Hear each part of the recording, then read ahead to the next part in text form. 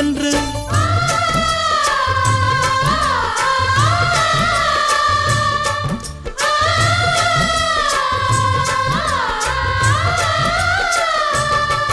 ஒரு நாளும் உனை மறவாத இனிதான வரம் வேண்டும்.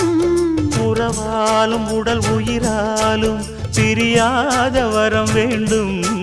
விழியோடு இமை போலே விலகாத நிலை வேண்டும்.